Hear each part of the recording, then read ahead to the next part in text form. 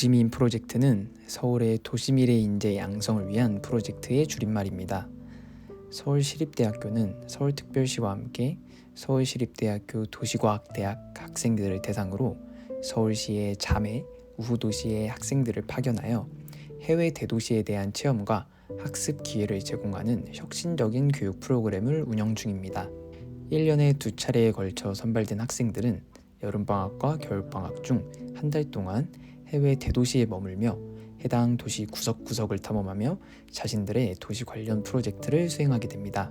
이번 겨울방학에는 아일랜드의 더블린과 뉴질랜드의 웰링턴을 탐방하였습니다.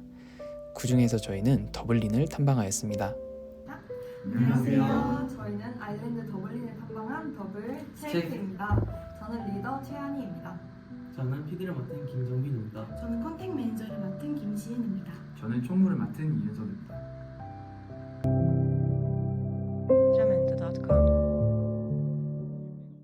저희 팀은 에이징 인 플레이스 개념을 적용한 고령 친화 도시를 주제로 선정하였습니다. 작년에 대한민국의 노인 인구가 900만 명을 넘어섰고 2025년에는 고령 사회를 넘어서 초고령 사회에 진입할 것이라는 예측이 있습니다. 이에 서울특별시는 다른 형태의 도시로의 변화가 필요한 고령 친화 도시로의 전환을 원하고 있습니다. 서울시는 에이징 인 플레이스라는 개념 아래 2020 공유사회 마스터 플랜, 서울 어르신 종합계획, 그리고 어르신 정책 모니터링단을 통해 새로운 도시 계획을 수립하고 있습니다. 여기서는 에이징 인 플레이스의 개념에 중점을 두었습니다. 이는 연령, 소득 또는 능력 수준에 관계없이 자신의 집과 지역 사회에서 안전하고 독립적이며 편안하게 생활할 수 있는 능력을 강조합니다. 그리고 이를 통해 노인들은 익숙한 공간에서 계속 생활하면서 자신의 삶에 대해 높은 수준의 통제를 유지할 수 있습니다.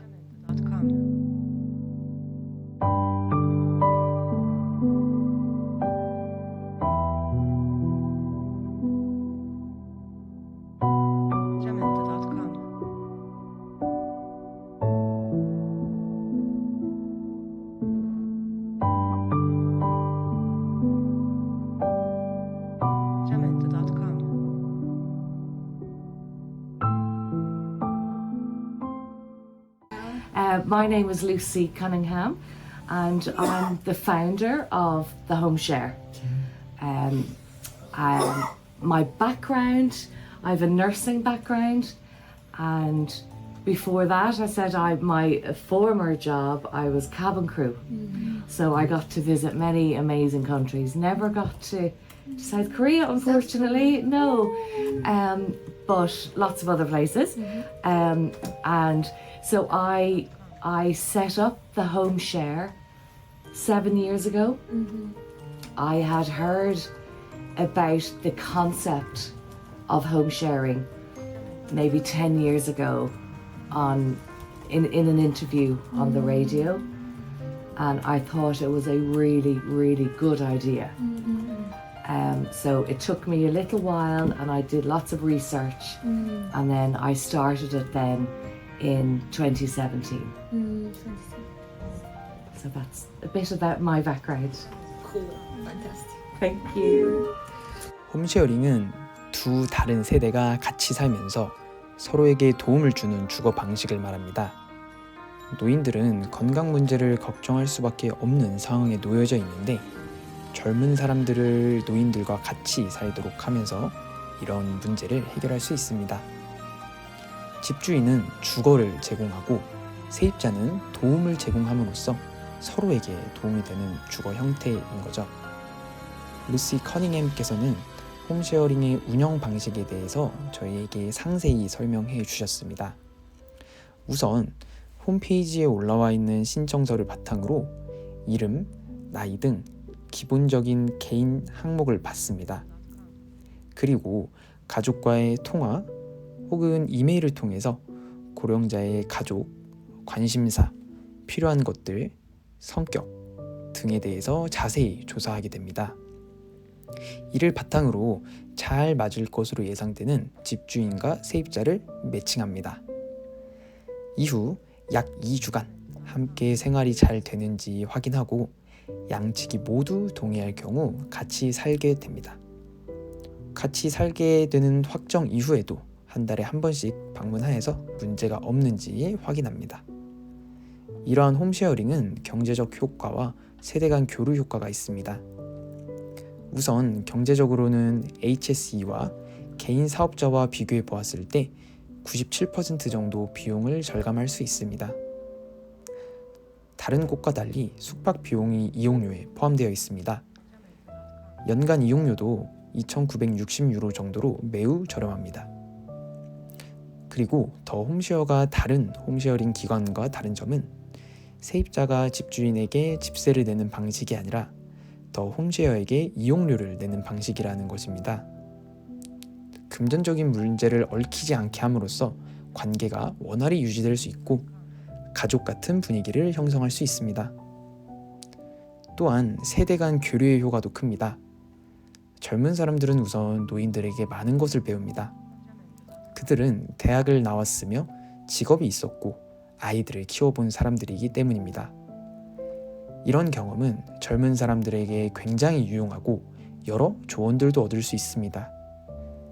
노인들에게는 젊은 사람이 집에 에너지를 불어넣어 주기 때문에 좋습니다. 한 여성 노인에게 들은 내용은 그녀가 많은 새로운 것을 배울 수 있다고 하였습니다. 또한 라자냐 등 새로운 음식을 먹을 수 있게 되었다고도 했습니다. 그리고 SNS, 줌 미팅, 호주에 있는 아이들에 대한 동영상을 시청하고 현대적인 것에 대해서도 배울 수 있다고 하였습니다.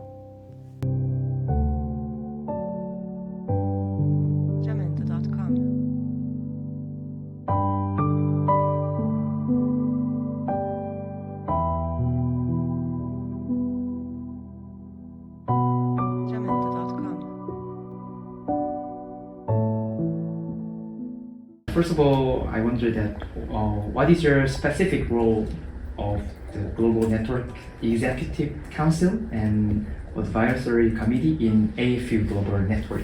Okay, so as I said, DCU founded the 10 principles of the Age Friendly University, and I developed the network. So up until May of this year, just May 2023, I worked alone. I worked with other partners, Arizona State and Strathclyde, and to get people to join the network. So my role was to build the network itself. So when I handed that over to Arizona State, we had 110 universities in the network, and there were some universities that hadn't quite joined, and we were going through a transition process, and I think we have 136 now. So on the global network, Arizona is now leading the network. They've taken it from me, and they've decided to regionalize it. So Arizona State look after the Americas, North America, South America, rest of the world, and the University of Strathclyde look after Europe at a European level.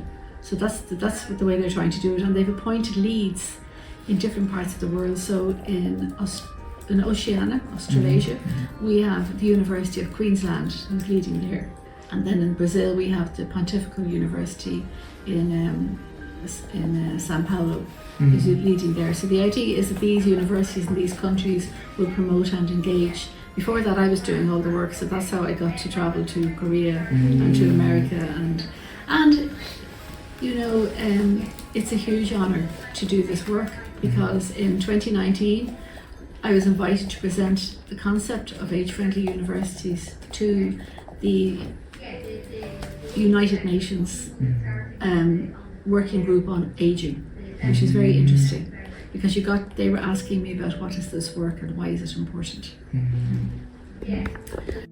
앞 내용 이외에도 크리스틴 오 켈리께서는 다양한 말씀을 해주셨습니다. 우선 DCU의 대표 프로그램에 대해 말씀해 주셨습니다. 크게는 교육, 스포츠, 문화, 소셜, 평생 프로그램이 존재하며, 교육 프로그램은 우선 엔지니어링 등 다양한 프로그램과 좋은 일자리 제공이 이루어진다고 하셨습니다. 스포츠 프로그램에서는 Active for Life 개념을 위해 매일 혹은 매주 활동이 진행되며, 소셜 프로그램은 아침 커피 활동, 여름 바비큐 파티, 그리고 크리스마스 런치 등의 활동이 있었습니다. 마지막으로 평생 프로그램에서는 대학교를 다니는 스페인 학생이 직접 스페인어를 가르치는 등 활동이 있다고 말씀해 주셨습니다. 이러한 프로그램은 참여 개념을 핵심으로 담아 배우는 것뿐만 아니라 특정한 목적을 이룰 수 있도록 하는 활동이었습니다. DCU에서는 이 밖에도 특화된 여러 사업을 진행하고 있었습니다. COPE 프로젝트 중 Culture on Prescription의 일환으로 진행되는 프로그램은 사회에서 역할을 다하며 고립을 막도록 하는 활동입니다. 이는 코로나19 이후로 외출을 꺼리는 사회로부터 고립되어 의사를 찾아가거나 정신적 문제가 발생하는 노인들이 많아 시작된 프로젝트입니다. 이 프로젝트의 한 사례로는 가족을 모두 잃은 사람이 이를 통해 외로움을 극복하고 사회와 연결되는 계기로 삼았다고 합니다. 또한 The Next 프로젝트에 대해서도 소개해 주셨습니다. 이는 센서 등 여러 디바이스를 만드는 프로젝트입니다. 해당 센서는 냉장고에 설치되어 차를 얼마나 자주 마시는지 등 사람들의 행동을 분석합니다. 이에 더해 최근에는 스코틀랜드와의 협력을 통해 건강 상태를 체크할 수 있는 VR 기기를 개발하고 있는 중이라고 합니다. 말씀해 주시는 내용을 들으며 평생 교육에 초점을 두고 모든 세대가 교류할 수 있는 DCU의 프로그램에 대해 더욱 명확히 파악할 수 있었습니다.